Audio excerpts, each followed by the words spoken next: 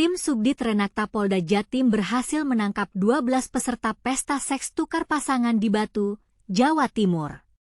Otak dari pesta seks itu berinisial SM, seorang pria berusia 31 tahun asal Kabupaten Malang.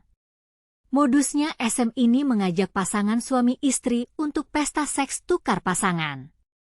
Setelah terkumpul 12 orang, SM membuat grup Telegram untuk memudahkan koordinasi dengan para peserta, kata Wadireskrimum Polda Jatim AKBP Suryono di Mapolda setempat.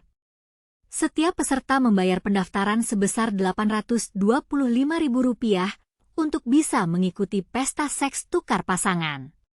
Selanjutnya, ditentukan lokasi villa dan tanggal pesta pada 21 hingga 22 September 2024 di Kota Batu. Tersangka SM ini tidak mengambil keuntungan yang besar. Hanya untuk memenuhi hasrat fantasi seksnya saja. SM ini senang melihat orang berhubungan badan secara beramai-ramai. Tapi dia tidak ikut, hanya memfasilitasi dan melihat saja, ungkapnya. Pesta seks yang digelar SM itu bukan yang pertama kalinya. Penyidik mengungkap bahwa sebelumnya SM pernah menggelar pesta seks tresome atau 2 orang lawan 1 sebanyak 2 kali. Untuk pesta tukar pasangan sebanyak 2 kali dan yang kedua berhasil diungkap penyidik Subdit Renakta Polda Jatim.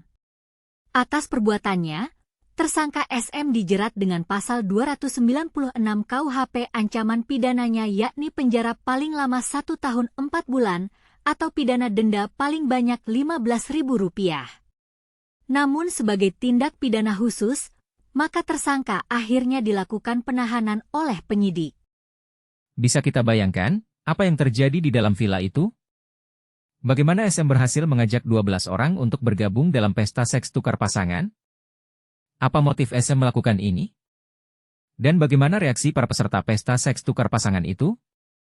Dalam kasus ini, kita juga bertanya-tanya, bagaimana SM berhasil menggelar pesta seks tresome sebanyak 2 kali?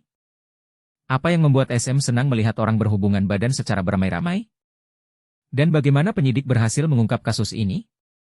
Dalam pesta seks tukar pasangan ini, kita juga melihat bagaimana para peserta melakukan hubungan badan bersama-sama dengan saling menyaksikan. Selanjutnya bergiliran dalam berhubungan badan dengan saling tukar pasangan. Bisa kita bayangkan, bagaimana suasana di dalam villa itu? Kita juga penasaran, bagaimana SM berhasil mengajak pasangan suami istri untuk bergabung dalam pesta seks tukar pasangan? Apa yang membuat mereka tertarik untuk bergabung dalam pesta seks tukar pasangan?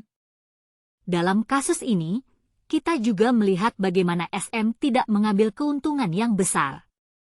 Hanya untuk memenuhi hasrat fantasi seksnya saja.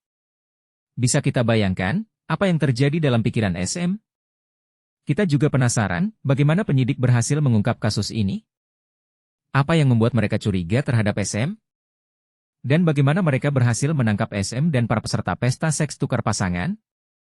Dalam kasus ini, kita juga melihat bagaimana SM dijerat dengan pasal 296 KUHP ancaman pidananya yakni penjara paling lama 1 tahun 4 bulan atau pidana denda paling banyak Rp15.000. Bisa kita bayangkan, apa yang akan terjadi pada SM setelah ini?